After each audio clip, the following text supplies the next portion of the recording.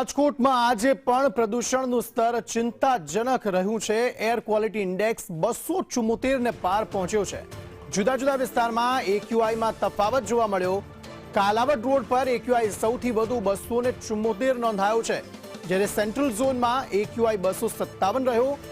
જામ ટાવરમાં AQI 240 રહ્યું, જ્યારે સોરઠિયાવાડમાં AQI 256 નોંધાયો છે।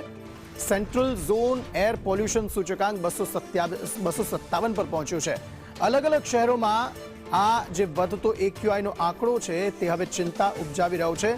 કઈ રીતે રાજ્યના અલગ અલગ શહેરોની હવા જે છે તે ઝેરી બની રહી છે તે હવે ચિંતા ઉપજાવી રહી છે।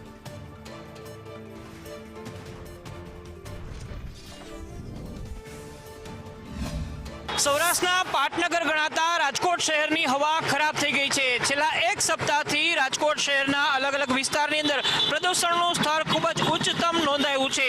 એર ક્વોલિટી ઇન્ડેક્સની વાત કરીએ તો છેલ્લા 4 દિવસની અંદર રાજકોટ શહેરના અલગ અલગ વિસ્તારની અંદર પ્રદૂષણ માપવાના મશીનો દ્વારા એર ક્વોલિટી ઇન્ડેક્સ 300 ને પાર પહોંચેલો નોંધાયો છે।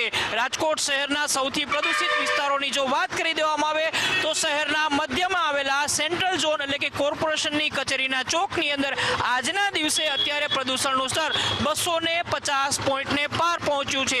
તો શહેરના સોરઠિયાવાડી વિસ્તાર છે ત્યાં પણ પ્રદૂષણનું સ્તર 250 ને પાર પહોંચ્યું છે। એટલું જ નહીં, જામ ટાવર હોય, બીઆરટીએસ ટ્રેક જે કાલાવડ રોડ ઉપર આવેલો છે ત્યાં પણ પ્રદૂષણનું સ્તર 250 ને પાર પહોંચેલું જોવા મળી રહ્યું છે। છેલ્લા 4 દિવસની અંદર પ્રદૂષણનો આંકડો સતત વધી રહ્યો છે અને પ્રદૂષણથી મુક્તિની રાજકોટવાસીઓ આશા રાખી રહ્યા છે।